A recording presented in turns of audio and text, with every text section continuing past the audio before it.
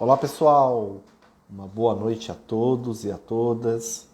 Me chamo David Martins, sou consultor de investimentos da Sarinvest e hoje estamos aqui, terça-feira, dia 8 de fevereiro, em mais uma live, né? Todas as terças temos a nossa live aqui especial, sempre com um convidado que vai trazer sempre muito conteúdo do mercado financeiro.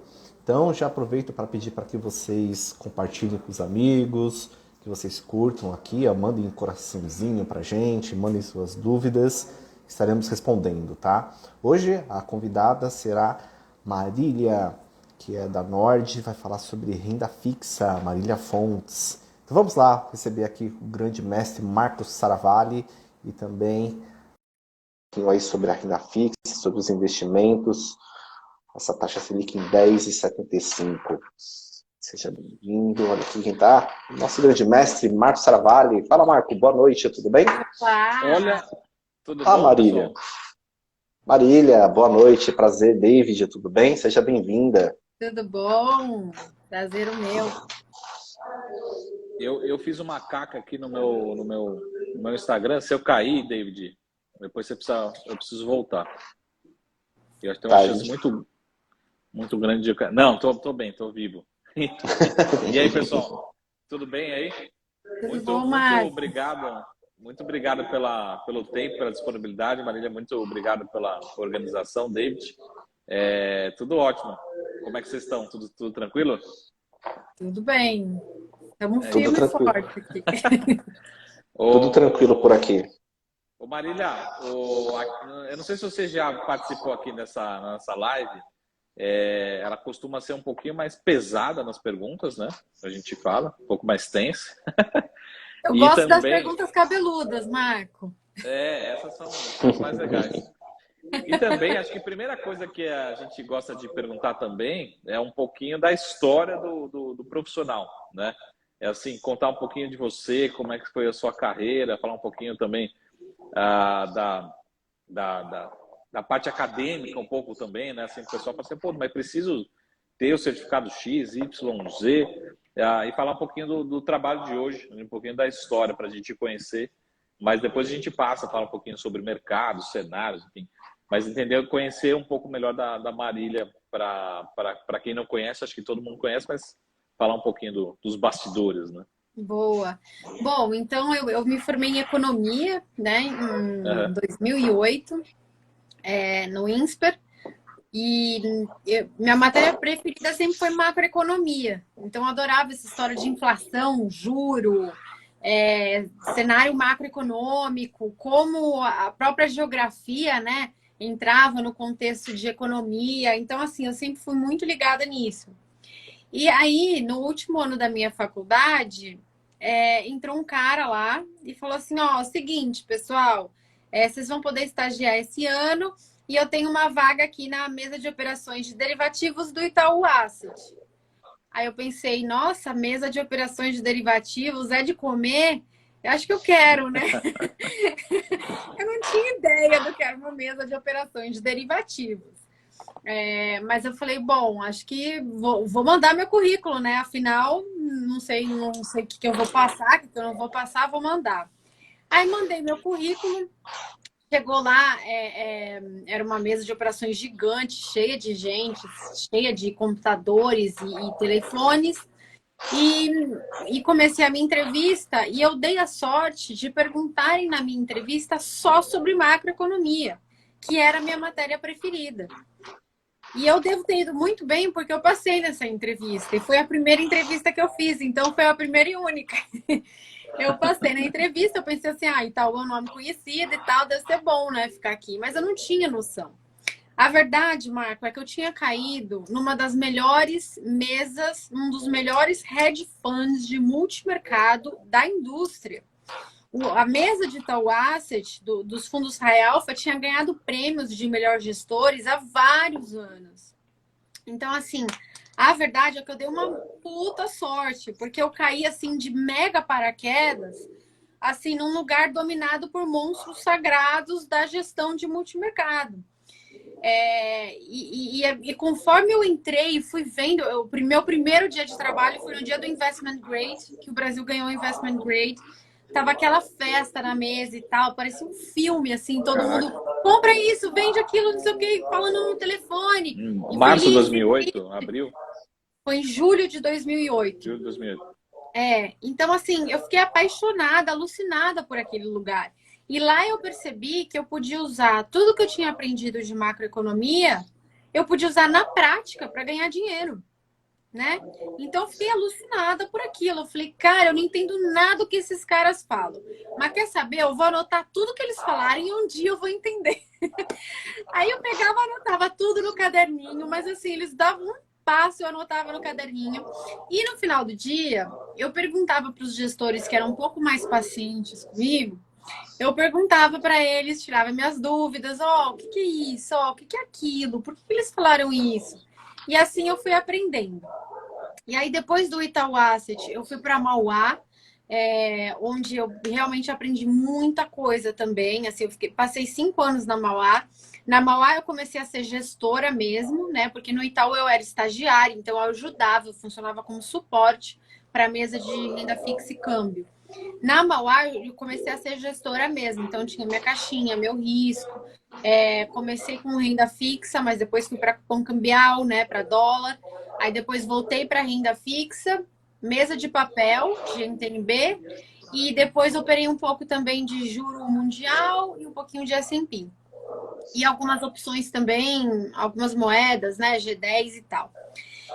E depois fui para Condor aí só como renda fixa. Então, assim, eu vi e aprendi como os gestores profissionais e, assim, os gestores top de linha fazem para ganhar dinheiro com renda fixa, né? E quando eu fui ser analista, em 2016, eu falei assim, eu pensei, né, comigo, nossa, deve ser muito parecido ser analista com ser gestora, porque a diferença é que quando você é gestora, você executa os trades, né, o que você recomenda, e como gestora, como analista, você só recomenda, né? Mas assim, é muito parecido. Aí eu peguei, fiz a minha primeira recomendação. Na hora que eu fiz a minha primeira recomendação como analista, eu recebi assim uns 300 e-mails. Marília, eu não tô entendendo nada que você tá falando. Como assim renda fixa? Como assim você acha que você vai ganhar 30% com essa posição? Tá louco? É renda fixa, minha filha. E aí que eu percebi que não, peraí. Eu tenho que fazer, antes de eu fazer o trabalho de analista, eu tenho que fazer um trabalho educacional aqui. Para eu explicar para essas pessoas como os gestores profissionais fazem para ganhar 30%, 40%, 50% com renda fixa. O grosso da performance dos fundos multimercado no Brasil vem de renda fixa, não vem de bolsa. E as pessoas têm essa ideia totalmente errada que renda fixa é um investimento conservador e tal. Renda fixa pode ser conservador, mas pode ser assim uma porrada, uma faca na caveira, pode ser um negócio doido. Inclusive, muitos fundos quebram com renda fixa. Então, assim, eu dediquei boa parte, desde 2016, eu dediquei a minha carreira à parte educacional de renda fixa. E, claro, em 2018 fundei a Nord Research, junto com mais 3 sócios, para a gente tentar fazer um research de qualidade e ensinar a pessoa física a investir melhor. Então, desde 2018 eu estou na Nord fazendo isso, educação financeira, né? Eu de renda fixa, mas lá tem analistas de todas as áreas, e fazendo análise e recomendando investimentos em renda fixa para investir para pessoa física. Peraí que a gente já chega na Nord antes, mas vamos começar as perguntas aí cabeludas. Antes, pessoal que está aqui na audiência, deixa o coraçãozinho, aperta o coraçãozinho aí, sigam a Marília, sigam a Sara Invest, né? Mas não esquece do coraçãozinho que ajuda a divulgar a live. Mas deixa eu só fazer uma pergunta já provocativa aqui, que o pessoal me conhece, sabe que essa é uma das minhas palavras mais usadas. Mas tem uma lenda do mercado, para quem você vai entregando a idade, né? Mas que não sei se isso vale para o Itaú Asset, né? Depois, aqui é o momento de perder realmente amigos ou valorizar os amigos, né? Mas tem uma lenda do mercado que a tesouraria do Itaú, ela é bem melhor do que a tesouraria do Bradesco, né? Quando eu falo assim, pô, esses caras acertaram no call de juros, principalmente. É sempre assim, né? Eles dão as porradas, pelo menos eu estou falando assim, nos últimos 15 anos, né? Então sempre o Itaú, pô, todo mundo ganha dinheiro, mas a Itaú não acertou mais, né? Então sempre tem uma disputa, uma rivalidade. Existe isso internamente, além da o Itaú realmente forma melhores profissionais? Como é que você viu isso lá dentro? Ô Marco, e foi esse assunto do almoço, né? Esse foi o assunto do nosso almoço, até você comentou sobre as tesourarias aí de Bradesco e acho Itaú. assim, vamos ver. Acabou de sair o resultado do Bradesco, né? Depois a gente vai ver, mas vamos ver, né, nesse resultado aqui. Olha, na minha época, o tesoureiro do Bradesco era o Alfredo, né? O Alfredo Menezes. Que, assim, ele é uma lenda de mercado. E ele era super, ultra reconhecido por ser um monstro sagrado, assim. O Alfredo era o cara que tinha mais lote no mercado. Assim, eles tinham um risco muito grande, né? A tesouraria tomava um risco muito grande. Ele era o cara que melhor sabia trabalhar lote. Então, assim, ele nunca entrava comprando se ele queria comprar. Ia lá, destruía o mercado, arrebentava o mercado para baixo. Aí, a hora que todo mundo ia se estopar, ele saía comprando, assim, na boa, tranquilão. Então, você nunca sabia em que ponto ele estava. Ele sabia trabalhar muito bem o lote. E ele era, assim, muito faca na caveira e muito bom no que ele fazia. A tesouraria do Itaú, ela era um pouco mais market making, né? E menos tomadora de risco, como era do Bradesco. Agora, eu lembro uma época, e se não me engano foi em 2012, que a mesa de opções do Itaú sofreu um prejuízo bem grande com opções de Copom naquela época que o Pombini deu uma invertida ele deu uma acelerada na queda de juro que todo mundo achava que ele não ia dar, e aí ele acelerou pra caramba a Selic para baixo, e eles tinham vendido o put, que é assim um tormento, né, pro market maker. E aí eles tomaram uma invertida, tanto que hoje em dia é muito difícil achar liquidez para ID, principalmente ID de longo prazo. Eu acho até que eles mudaram um pouco as regras de governança lá por conta dessa invertida que eles tomaram na opção de ID. Mas assim, se no geral eles ganhavam mais dinheiro do que o Bradesco, vou te falar que eu não sei, Marco. Eu lembro que na minha época, assim, o Alfredo era tido como o tesoureiro mora, assim, todo mundo queria trabalhar com o Alfredo. Tirando que ninguém queria trabalhar na Cidade de Deus, mas todo mundo queria trabalhar com o Alfredo. Talvez seja essas vantagens, né? Uma das vantagens. O Itaú, pelo menos o BBA, sempre... Agora o Bradesco, pelo menos até depois do HSBC, se aproximou mais da Faria Lima, né? Mas o Bradesco sempre foi mais distante. O Itaú era no Jabaquara. Agora, o BBA, eu não sei onde era. Acho que o BBA era na Faria Lima, né? Pelo menos recentemente sempre foi, né? O histórico. Não, mas são provocações à parte. O David, se você quiser fazer as suas perguntas aí, mas depois eu volto aqui para as provocações. Mas acho que o tema também...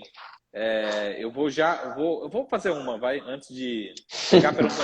Na verdade, pode começar. O Gilson falou o seguinte: Marília, que mulher inteligente, um exemplo de mulher empreendedora. Já vou fazer essa provocação, Marília. Como é que é ser sócia de 3 homens, né? Como você falou lá no começo. Como é que é o dia a dia e também do dia a dia, também do mercado financeiro como um todo. Você chega lá, sai da escola, da faculdade, já cai numa mesa, provavelmente essa mesa devia ser 98% homem, né? Como é que é essa pancada para quem quer começar ou passar no mercado financeiro, né? Olha, Marco, eu vou te falar assim, não foi fácil, mas eu acho que a minha personalidade tem muito a ver com o sucesso no final dessa empreitada, porque primeiro eu tive irmão mais velho, então assim, quem teve irmão mais velho sabe como é que é, né? Você já apanhou, você sabe brigar, você sabe lutar, você sabe fazer essas coisas, né? Porque eu tive irmão mais velho, então assim, é aquela porradaria. Quando eu entrei na faculdade de economia, a maioria já era homem, né? Assim, acho que tinham 5 a 8 mulheres na minha sala, a depender do meu período, né? Então, assim, já era um lugar muito masculinizado. E você também aprende a conviver, assim, eu nunca tive problema, né, nenhum, eu sou daquelas que gostam de falar na cara, e homem é até às vezes mais fácil, né, de você falar o que você pensa, e tá tudo bem depois, né, assim, aquilo não ficar remoendo, enfim. Então, assim, eu sempre tive uma facilidade de lidar, eu acho que por conta dessa questão de eu sempre tive irmão mais velho, então eu sei como é que é. E entrando na mesa, eu achei um ambiente bem agressivo, né? Bem agressivo, assim, o pessoal grita, o pessoal é super hostil e tal. E eu poderia, assim, levar para um lado mais vitimista, assim, oh meu Deus, não é um ambiente para mim, enfim, que até muitas amigas minhas que entraram no mercado financeiro da própria faculdade falavam que não aceitavam isso, que era um absurdo, que não entendiam como eu aceitava.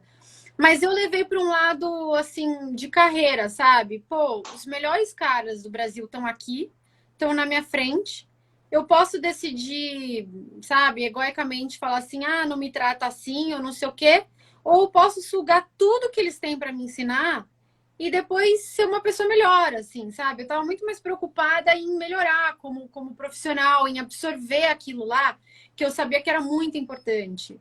Não adianta você sentar do lado de um cara mais ou menos para aprender a operar o mercado. Você vai aprender errado, né? Assim, você vai internalizar ideias erradas, ideias que não ganham dinheiro. Então, você tem que estar com os melhores. E os melhores, eles não são pacientes, né? Eles não são, assim, professores natos, sabe? Eles vão te dar esporro o tempo todo. E se você não for a perfeição da perfeição, você vai levar muito esporro até você aprender que você não pode errar. É que nem numa cirurgia, né? Você vai fazer uma cirurgia de coração, você tem que entender que, primeiro, você não pode chegar atrasado. Depois, você tem que ter uma mão muito leve. Você tem que ter toda a sua parte técnica em dia. Você não pode esquecer de ir para o congresso que você tinha que ir. Enfim, sabe?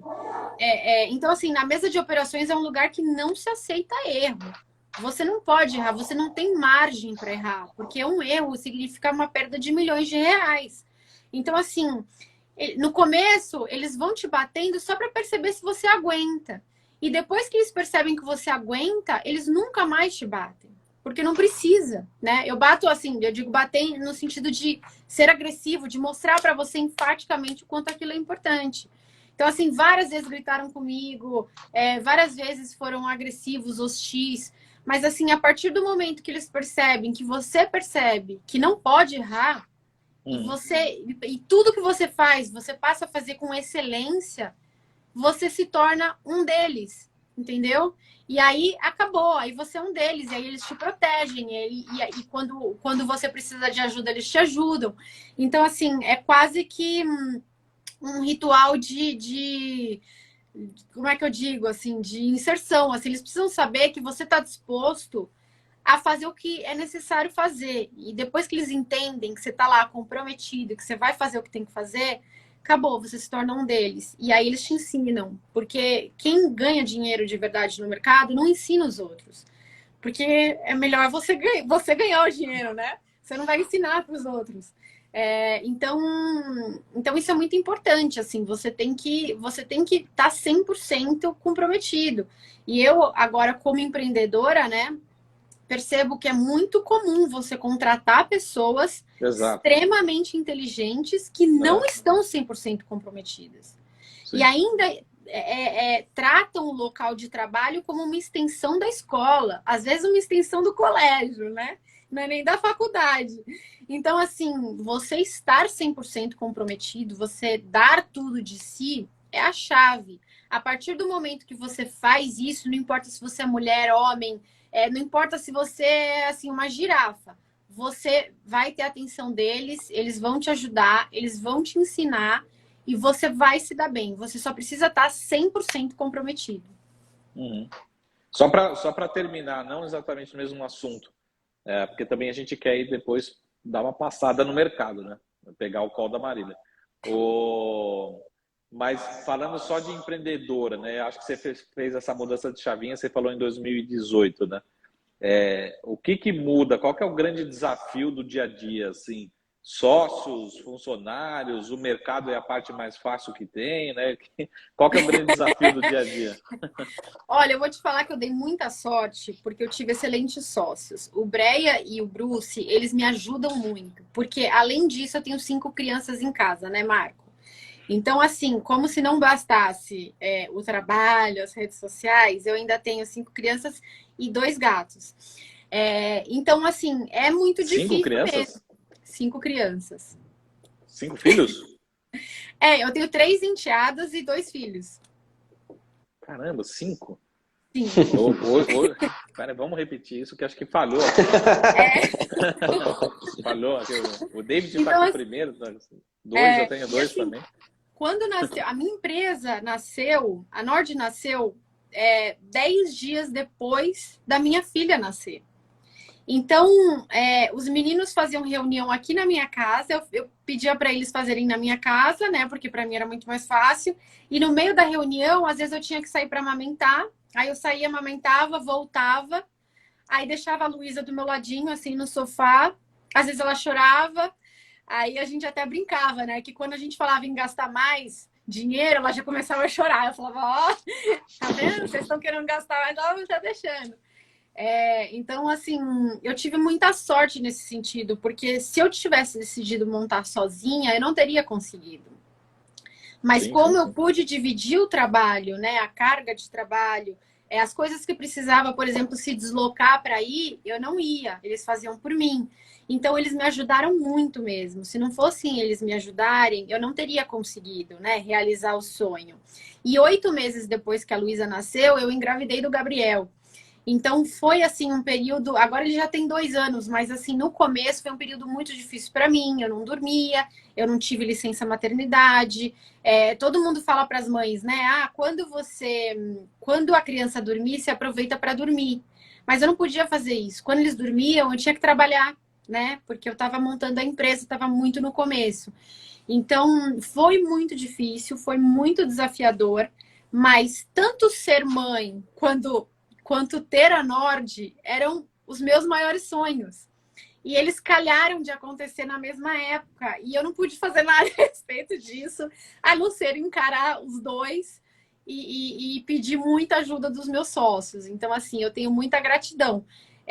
Se você falar assim, qual conselho você dá, por exemplo, para uma mulher, né, que está na mesma situação de você, tem filho pequeno e tal, procure bons sócios ou sócias para te ajudarem, porque o que você não puder fazer, eles vão fazer por você.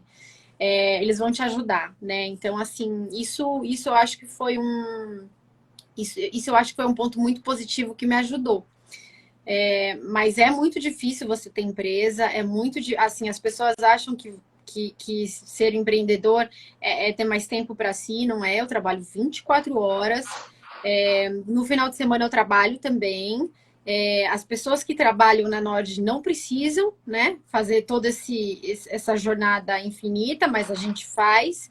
A gente abdicou, a gente ficou 2 anos sem receber salário nenhum, porque a Nord ainda estava, né, pegando, digamos assim, só que a gente pagava os salários certinhos dos outros. Então, assim, é realmente muito difícil.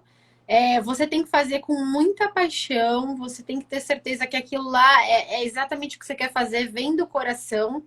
Mas eu acho que quando vem do coração e quando você ajuda as pessoas de fato a transformarem a vida delas, quando você faz assim por bem, o trabalho cresce, as pessoas percebem assim no seu olho, o brilho nos olhos que você tem de falar dos assuntos que você fala, o quanto você quer ajudar e dá certo. Então, vale a pena.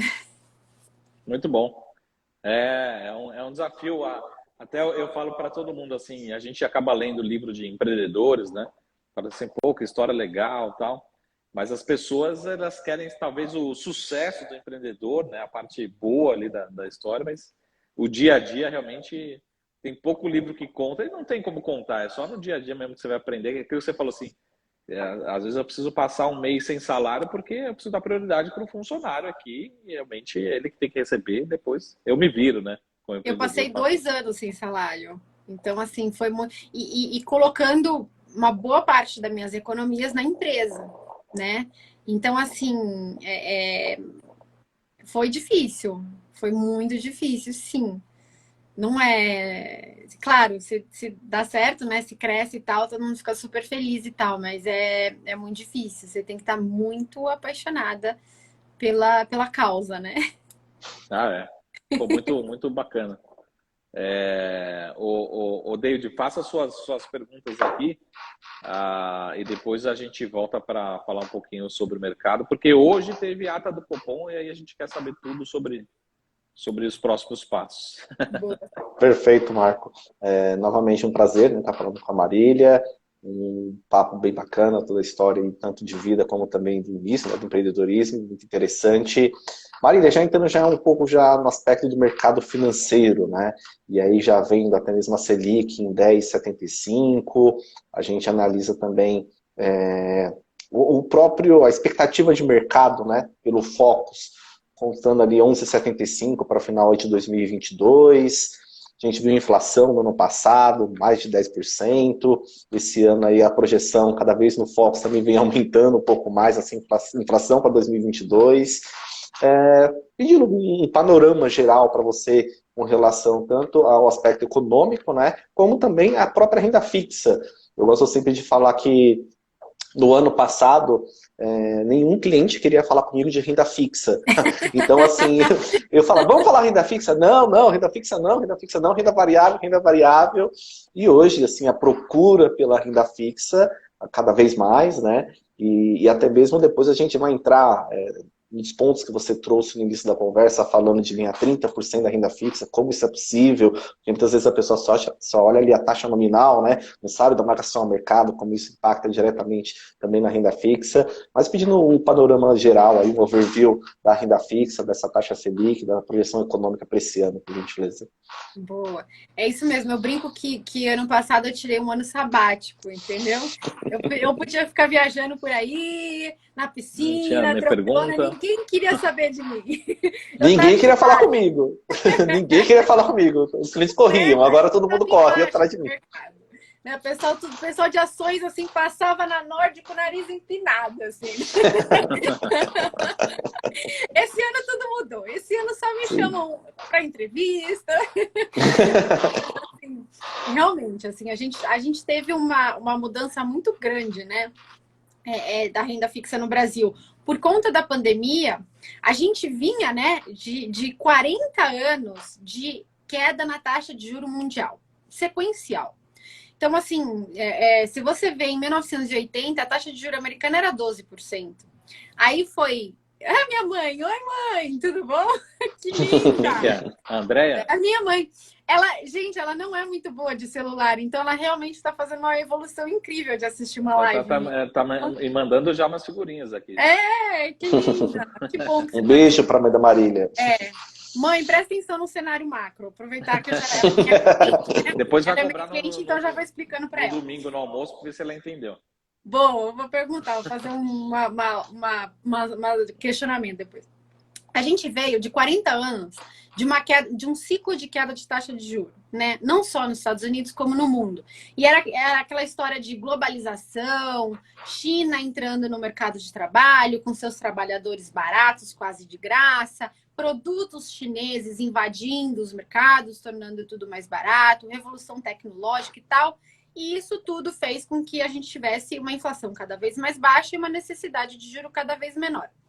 A pandemia, quando ela veio nesse contexto. E o primeiro impacto da pandemia foi extremamente deflacionário, né?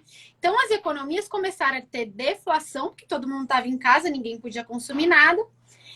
Mas aí vieram os governos com medo de recessão, com medo de japanização, crescimento baixo com deflação, e deram estímulos altíssimos, né, para as economias. Então, os Estados Unidos teve um plano lá de 1 trilhão, um plano nunca antes visto, $300 por semana para a população de baixa renda. E aí foi diferente, porque foi dinheiro na mão da população. E dinheiro na mão da população de baixa renda, que é a população que mais gasta, né, em relação ao salário, significou gastos, aumento de gastos. Então, o primeiro impacto que a gente viu foi em supermercados e alimentos, né? A gente viu lá os alimentos bombarem o primeiro impacto da pandemia, não só aqui no Brasil, em todo o mundo. O segundo impacto veio no preço de energia. Então, aqui a gente teve um choque cambial que pegou o preço de energias, gás de botijão e gasolina. E o terceiro impacto ainda que a gente teve aqui no Brasil, infelizmente, foi a crise hídrica, que veio logo depois. Então, a gente teve 3 choques de oferta gigantescos. Isso, assim, nunca antes vistos, né, no Brasil. Qual foi a consequência disso? O Banco Central tinha levado a Selic a 2, e aí todo mundo fala, Marília, ele errou. Gente, era um contexto de deflação, de japanização da economia mundial. Ele lidou com os números que ele tinha, ele não sabia que ia dar inflação depois. O contrário, ele estava com medo de deflação, recessão e japanização, que era um medo global, né? Até tinha discussão lá do lower bound, né, Marco? Acho que a gente chegou a falar sobre isso em alguma live. Quer dizer, até quando o juro pode cair? Bom, eis que o segundo impacto foi inflacionário. O Banco Central teve que fazer uma rápida alta de juros. Essa alta de juro promovida pelo Banco Central está fazendo efeito, né? A gente viu a inflação bater 10,67, acho que em novembro, Perfeito. e aí ela já caiu para 10, né? Então, assim, tá começando a fazer efeito. Os próprios choques de oferta, a crise hídrica, por exemplo, pode trazer uma desinflação, né? Ela pode voltar, choveu, pode ser que a gente saia da bandeira vermelha 2 para uma melhor, enfim, isso pode arrefecer a inflação. Mas junto com isso veio uma piora fiscal muito grande. E essa piora fiscal também fez com que o Banco Central e toda a política monetária perdesse credibilidade. Então agora o Banco Central ele está numa sinuca de bico, porque flexibilizaram o teto, perderam as esperanças no fiscal brasileiro, a política monetária se tornou menos efetiva. A gente tem choques de oferta, que honestamente a política monetária nem consegue combater muito, mas o Banco Central tem que subir a Selic e tem que provocar uma alta relevante da taxa de juros para conter os impactos secundários de um choque. Então, assim, subiu por conta disso, mas agora os salários estão subindo, os preços de serviços estão subindo, todo o resto está subindo. Então, ele tem que combater com o aumento de taxa de juros.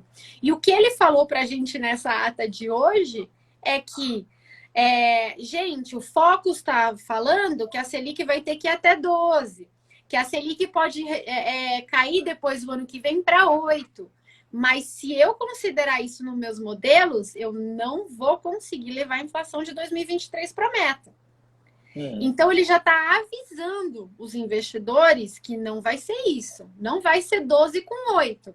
Então, ou vai ser 12, mas vai ficar 12 por mais tempo, ou ao invés de 12, vai para 13, para mais do que isso, e aí depois vai começar a cair. Então, esse foi a primeira dica que ele deu na ata, né?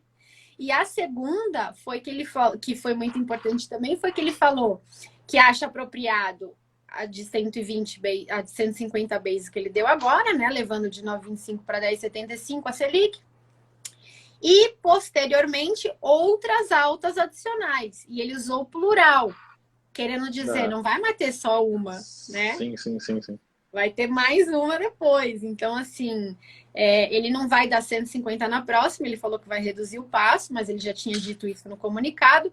Mas ele deixou claro que é mais de uma, né? Porque colocou no plural. Então, esses foram os grandes highlights, assim, da ata do Copom de hoje, né? É falar, gente, ou Selic vai acima de 12, ou a Selic vai ficar em 12 por mais tempo, né? Pode tirar o cavalinho da chuva aí que a gente vai precisar só disso de juro para controlar a inflação, porque o buraco é mais embaixo.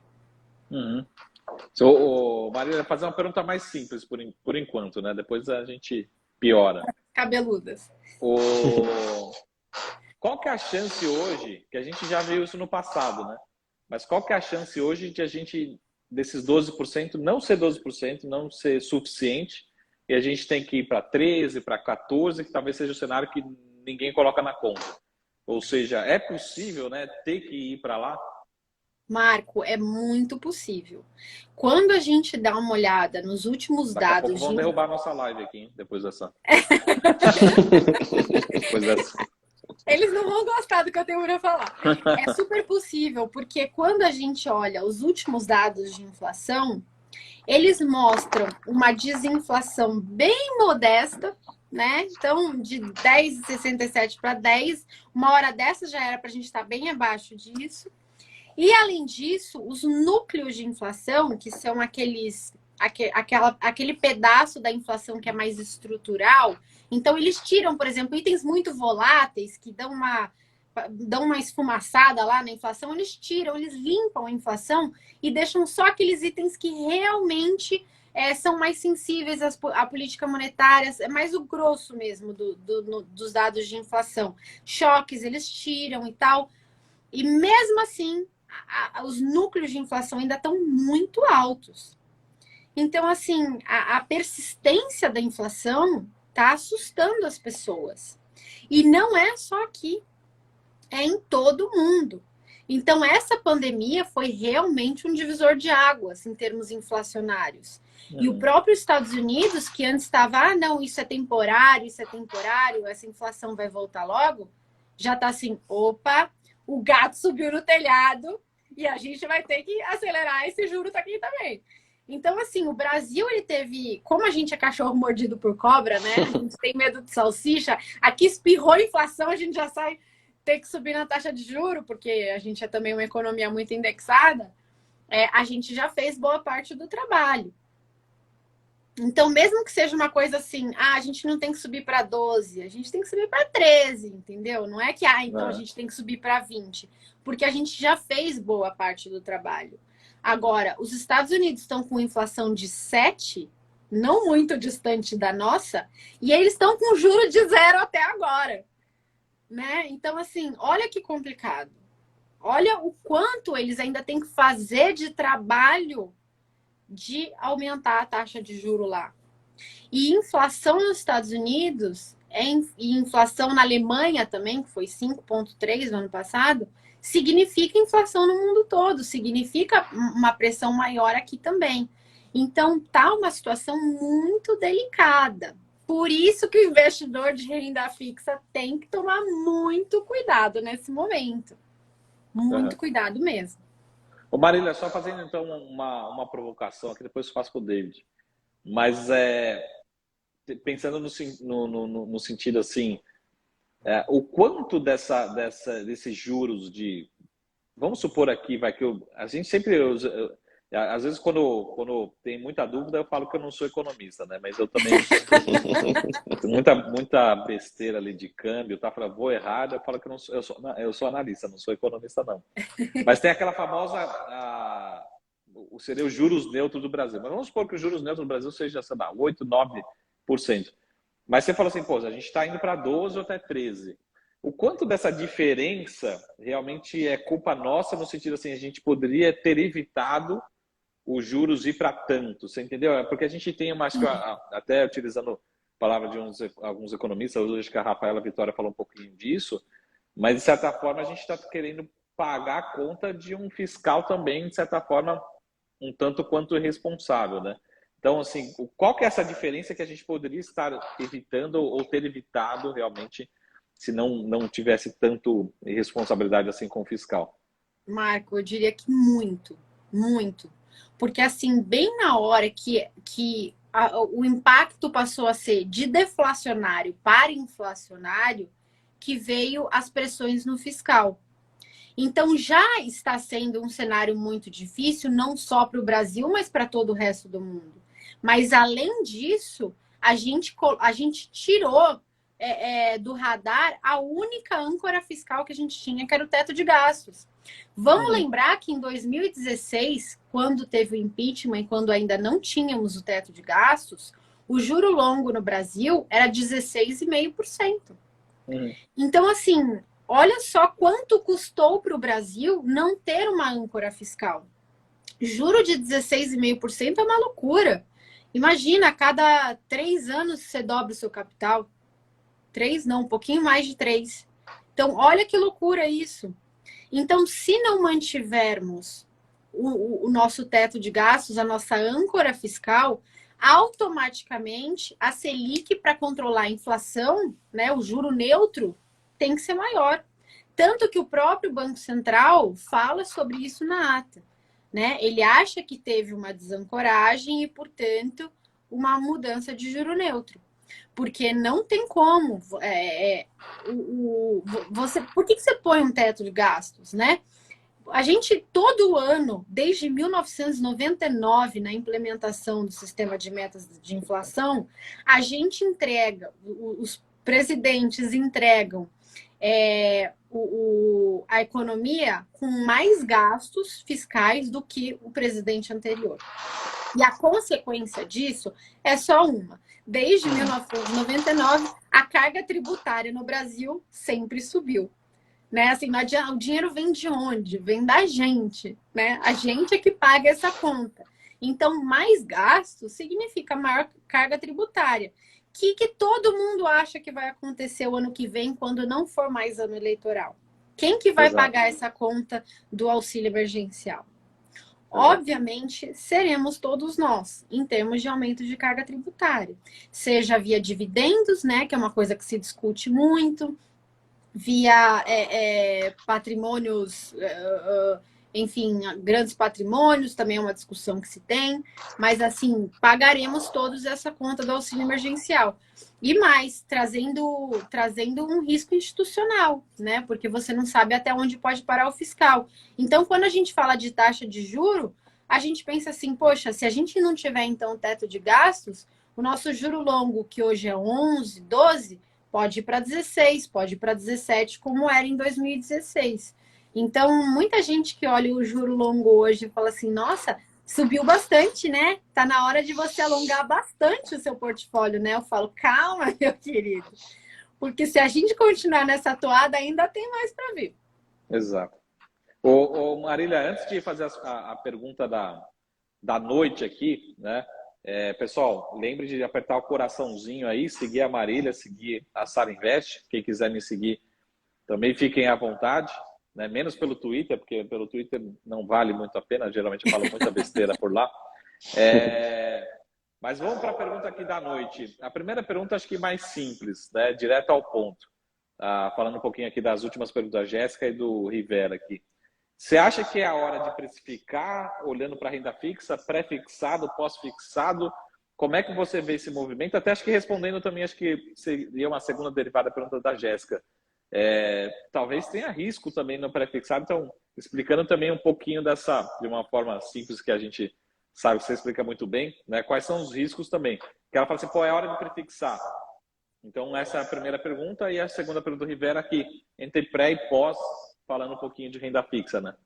Ô Marcos, só aproveitando já, complementando a pergunta, se a gente traz na renda fixa, Marília, aí a gente fala muito sobre tesouro, aí tem emissão bancária, também o crédito privado, que até você fez um tweet falando um pouquinho aí, que é um novo COI, né? Porque está gerando mais receita do que a preocupação, enfim, de ser um bom ativo ali para a carteira dos clientes. Qual que você está vislumbrando, assim, onde tem mais oportunidades, né? Claro, cada um com a sua característica, cada um com o seu risco, mas dentro tanto da classificação de pré, de pós, e dentro das características de emissão bancária, tesouro direto, crédito privado, como é que você está vislumbrando tudo isso? É isso mesmo, essa é a pergunta do momento, né? O que eu acho? O pessoal me fazia essa pergunta quando a taxa de juro longa estava 10, né? Aí era manchete, pré-fixado longo a 2 dígitos. E dava muito buzz isso, né? Aí eu falava para o pessoal, gente, calma. Por quê? Quando que é bom comprar um pré-fixado? Quando você acha que a taxa de juros está alta, mas que você acha que a partir de agora ela vai cair. Não adianta ela estar alta e continuar subindo. Porque Sim. se ela estiver alta e ficar cada vez mais alta, se você decidir vender este título antes do vencimento dele, você vai ter prejuízo de marcação a mercado. Por que vai ter prejuízo, Marília? Porque a pessoa que comprar o título de você não vai aceitar comprar na taxa baixa que você comprou. ela só vai aceitar comprar na taxa de mercado. Então, por exemplo, você comprou a 10, agora a taxa está 15. A pessoa que vai comprar esse título de você vai falar, ué, por que eu vou comprar de você a 10 se o mercado está pagando 15? Não, eu vou comprar de você a 15, que é o preço que o mercado está pagando. Tá bom, como é que você faz um título que rende 10, render 15? Você vende ele mais barato. Então, você tem um prejuízo de marcação a mercado. Ele é reprecificado para refletir o preço atual do mercado. Então, o pré-fixado e o IPCA+, são títulos que, quando você tem uma tendência de alta nas taxas de mercado, eles dão prejuízo sequencial. O ano passado, o IPCA mais 2045 rendeu menos 25%. Gente, é retorno de bolsa na crise, né? Menos 25%. E as pessoas compraram esse título porque achavam que estavam se protegendo contra a inflação. Olha que loucura! No ano que a inflação mais subiu, o título IPCA mais deu prejuízo. Então, assim, é muito importante que as pessoas se atentem que o único título que garante que quando as taxas de juros sobem, você vai render mais é o pós-fixado. E somente o pós-fixado. O pré-fixado e o IPCA+, quando as taxas de juros sobem, ele é reprecificado pela marcação a mercado. Então, assim, agora é a hora de você comprar um pré-fixado? Não, porque já foi 10, já foi 11, já foi 12 e vai continuar subindo enquanto a gente não resolver o problema na sua raiz. Qual é o problema na sua raiz? Descontrole fiscal e inflação. Então, enquanto a gente não resolver a inflação e não resolver o problema fiscal do Brasil, esse juro não vai cair. E eu só vou pré-fixar ou comprar um IPCA mais longo quando eu vislumbrar, né, um ciclo de queda. Senão, não tem porquê. Quando, por exemplo, em 2016, quando tivemos o impeachment e o novo governo assumiu com uma plataforma reformista, foi um excelente momento para comprar títulos pré-fixados longos e IPCA mais longo, porque daí é o efeito contrário. As taxas de juros caem e aí toda aquela você passa a render a taxa de juro menor, né? Então foi de 16 para 10, você passa a render 10 agora pelo efeito de marcação a mercado. Em compensação, toda a diferença entre o 16 e o 10, você recebe agora, né? Na cabeça. Então você recebe uma bolada, você recebeu 45% em 2016 com o IPCA mais longo. Olha que é retorno de bolsa, né? Então, assim, você tem que saber a hora certa de entrar em cada título. Porque tem títulos que se beneficiam de um ciclo de alta, como, por exemplo, os pós-fixados, e tem títulos que se prejudicam dos ciclos de alta, como, por exemplo, os pré-fixados e os indexados à inflação. Então, quando eu olho ano eleitoral e quando eu olho inflação americana 7, com o Banco Central a taxa de 0, eu não vou comprar um pré-fixado e um IPCA mais longo, mas de jeito nenhum. É para aposentadoria. Não quero saber. Não importa para o que é. Eu vou tomar um prejuízo de 25% na cabeça, porque se eu posso esperar rendendo 12% ao ano, rendendo 1% ao mês com o meu Tesouro Selic, por que eu vou fazer isso? Então, assim, eu não toco em juro longo no Brasil nesse momento.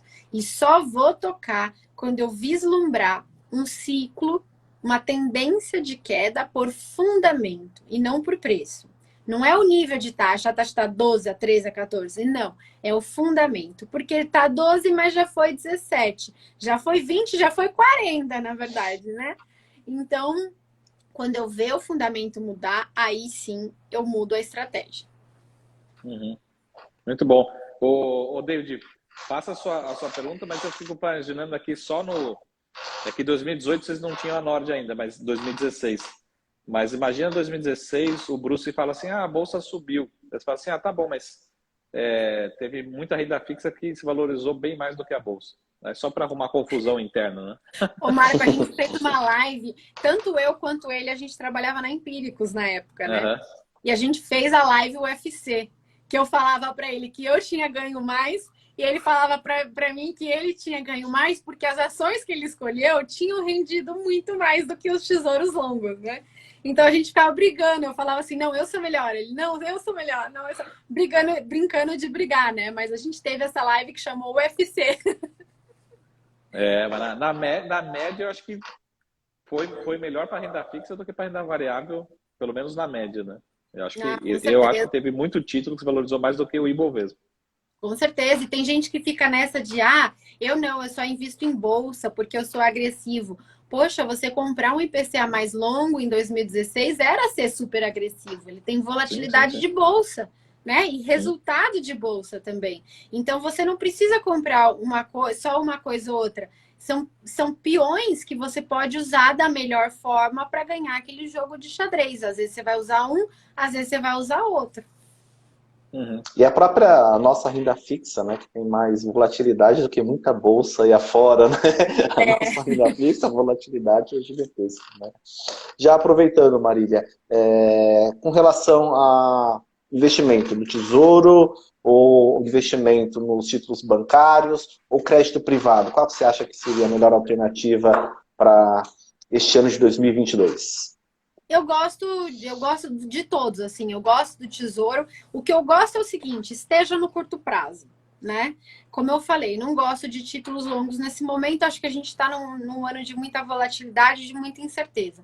Então, não gosto de títulos longos. Agora, você pode usar um Tesouro Selic, ou você pode usar um CDB de pós-fixado também, de um banco médio, que é um pouquinho mais arriscado do que o governo, sim, mas que mesmo assim ainda é muito seguro, né? Então, você faz uma análise de crédito, vê se o banco tem ROI consistente, tem uma basileia, né, segura, tem uma carteira DH comportada, se ele é consistente na área dele, né, no nicho dele que ele resolveu atuar. Você dá uma olhada, banco é legal? Poxa, ele vai pagar um jurozinho a mais aí em cima do que o Tesouro paga. Dá para trabalhar com isso tranquilo. LCIs, LCAs, que tem isenção do imposto de renda, né? Então também conseguem te ajudar na hora da rentabilidade. Então dá para ir sim. Até CRIs, CRAs no mercado secundário de curto prazo, você acha também. Agora, as emissões primárias de CRIs, CRAs e debêntures, eu já estou ficando fora. Porque geralmente são títulos muito longos, né? São títulos aí para 2036, 2040, já saiu. Então aí eu já não gosto. E eles estão saindo com um prêmio muito fechado. Então esses eu não gosto muito. Agora dá para arranjar muita coisa boa assim em crédito privado. Você tem que sempre fazer uma análise de crédito, tomar muito cuidado quando você vai investir, mas acho que tem muita coisa boa sim. E claro, não quero fazer análise de crédito, não sei fazer análise de crédito. Vai para os títulos do Tesouro, pega um Tesouro Selic, né? Que tá tranquilo, você vai ganhar juro aí de 1% ao mês. Hoje em dia o mercado está te pagando muito bem para você ser conservador. Ô Marília, já aproveitando mais uma pergunta, né? O que você acha assim, do comportamento do brasileiro? É claro que a gente sabe que falta muita questão da educação financeira ainda no nosso país, né? Mas muitas vezes quando a gente recomenda um Tesouro Selic, um fundo DI sem taxa de administração, ou até mesmo um título, um CDB, pós-fixado acima de 100%, né, do CDI, a gente vê muitas vezes resistência, porque assim, pela preferência de um pré-fixado. Às vezes ele quer ver aquela taxa nominal ali, não, mas olha, isso daqui está dando 12, 13. Tá, mas olha, esse daqui subindo a taxa de juros, você vai ter esse ganho. Enfim, como que você vê essa dificuldade, muitas vezes, do brasileiro em si, em preferir, no caso, escolher, né, esse título que tem um risco menor, né? Um Tesouro Selic, o risco é baixíssimo. Sim. Pois eu acho que é um misto assim de falta de informação com cachorro mordido por salsicha e cachorro mordido por cobra. Porque assim, pensa só, antes as pessoas físicas deixavam dinheiro no banco. O gerente do banco tomava conta do dinheiro delas e oferecia um monte de produto ruim. Até que chega uma hora, às vezes assim, é um médico, né? Minha mãe tá aí na live. Você acha que ela olha as finanças dela ainda, dona Elvira? Não olha, né? Tem o que eu olhar as finanças dela. E assim, ela não vai aprender, coitada. Ela trabalha em UTI de Covid. Imagina ela nesses últimos 2 anos. Ela não tinha um segundo para poder aprender sobre investimentos. Então, assim, tem um lado que eu acho que a pessoa física, ela não tem quem confiar. E ela sabe que no mercado financeiro tem um monte de ratazana, né? Querendo, enfim, gerar receita para si mesmo e não para o cliente. Então a pessoa fala, cara, pelo menos me dá uma taxa que eu consigo ver o que é, sabe? Que eu consigo saber o quanto eu vou ganhar. Então eu acho que tem um pedaço também da própria indústria ter se comprometido, sabe? Ter tratado o cliente muito mal. Aí entram as corretoras, né? E oferecem também, eles dão uma gama muito mais ampla de produtos para os clientes. Por outro lado, eles colocam também muitos produtos ruins lá na prateleira, né? E aí, assim, alguns incentivos trocados também para o assessor. Então, a pessoa física fica com muito medo. E às vezes a gente fala assim, a pessoa física tem preguiça de aprender. Não é preguiça, a pessoa física está tocando a vida dela, né? Essa é a nossa vida. A gente respira mercado financeiro 24 horas por dia. Mas as pessoas estão ajudando a sociedade de outras formas, né? Fazendo outras coisas. E às vezes elas simplesmente têm receio mesmo, porque elas foram muito maltratadas. Então, eu acho que assim, a gente tem que ganhar confiança, né? A gente tem que falar, tentar deixar o conteúdo mais divertido, mais claro, mais assim, compreensível, né? E ganhar a confiança de novo e falar assim, não, gente, calma, olha, vamos recomendar aqui, mas vamos também te ensinar. Você vai fazer os dois e vamos tentar fazer isso ficar divertido para que você venha mais para o jogo e a gente combine mais isso. Não, então, acho que... Desculpa, pode complementar, desculpa. Não, eu acho que é isso, assim. Eu acho que a gente está aqui para isso, né? Para tornar tudo muito mais divertido. Sim, excelente. E até fazendo um paralelo, né? Hoje no atendimento, que eu atuo na consultoria aqui na Sara Invest, aí nós trabalhamos em conjunto, muitas vezes, com assessores de investimentos. Então, nossos clientes, eles têm o assessor, mas eles também contratam o nosso serviço pela independência da consultoria. E aí o assessor recomendando um CDB com liquidez diária, mas de um banco que o risco de crédito é alto. Eu falo assim, não, se isso é para deixar como caixa de oportunidade, um caixa ali de liquidez, a gente não vai deixar no banco que tem um risco de crédito. Esse CDB eu não recomendo. Então, tem, infelizmente, assim, no mercado também existem também muitos profissionais, às vezes, ali de olho na comissão, né? E não olhando, de fato, ali a necessidade do cliente. É isso, pois é. Tomara que a gente consiga mudar isso. A gente vai ter que mudar isso, mas mantendo as amizades, né? Só não podemos perder as amizades dos outros nossos colegas de mercado financeiro.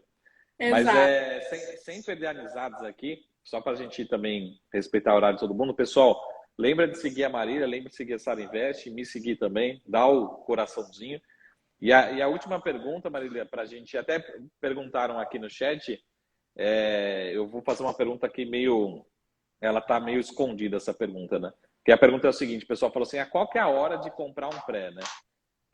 A minha pergunta vai ser julho? Vai ser dezembro? Vai ser 2025? Você já está sabendo a pergunta que eu quero fazer, né? Como é que entra eleições aí nesse pré, né? Será que pré só daqui a 5 anos? Como é que você está vendo essa decisão renda fixa com eleições, né? Pois é, assim, eu não sei te responder essa pergunta, quando vai ser a hora de comprar, porque assim, não basta, vamos supor, você fala assim para mim, mas e se o Lula ganha, né? Que ele está na frente das pesquisas. Eu não acredito nas pesquisas, não importa, vamos fazer esse cenário, né, fictício, vamos supor que ele ganha. Tudo bem, mas qual vai ser a equipe econômica que ele vai ganhar? Né? Que equipe econômica ele vai colocar lá? Ele vai flexibilizar o teto de gastos, como ele está falando que vai? Ele vai tirar o teto de gastos? Porque se ele for, não importa se for ele, não importa se for o Bolsonaro tirando o teto de gastos, não importa se for o Moro tirando o teto de gastos, vai dar ruim. Né? A taxa de juros vai voltar para 16,5%. Então, eu não posso te garantir que o final das eleições vai resolver o meu problema. Porque o meu problema eu preciso de uma política fiscal crível e de uma política fiscal que signifique uma redução da dívida pública num horizonte relevante. Né? Então, assim, a gente tinha feito, por exemplo, a reforma da Previdência. E a reforma da Previdência ia fazer com que a gente economizasse nos próximos 10 anos 800 bilhões. Aí a gente pegou em um ano com a pandemia e gastou os 800 bilhões que a gente ainda não tinha nem economizado com a reforma da Previdência. Resultado, nossa dívida PIB foi para em torno de 80 e poucos por cento do PIB. Então, assim, como é que a gente vai trazer a dívida PIB para 50% do PIB de novo?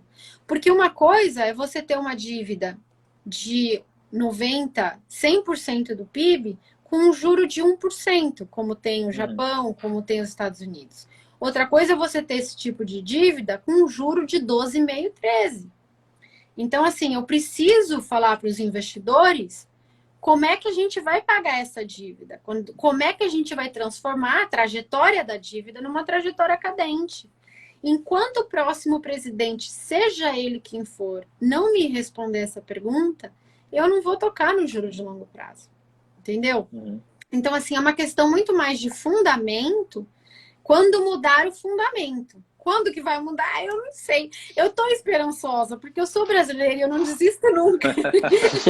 Mas eu quero saber que próxima reforma eles vão inventar, porque a reforma da Previdência já foi super difícil de ser aprovada.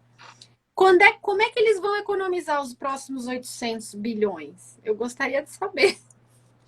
Não, parece que tem uma PEC aí, chama acho que PEC dos combustíveis, vai ajudar a gente. Vai salvar a reeleição. Ou melhorar a pesquisa. Pô, Marília, muito obrigado pelo tempo, pela disponibilidade, até para respeitar o horário de todo mundo.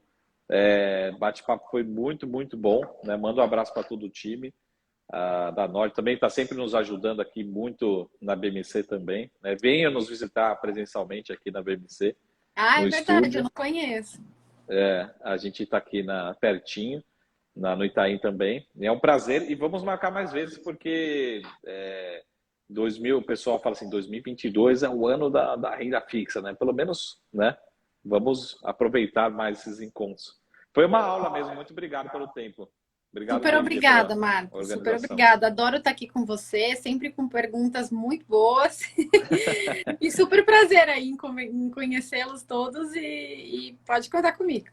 Obrigado.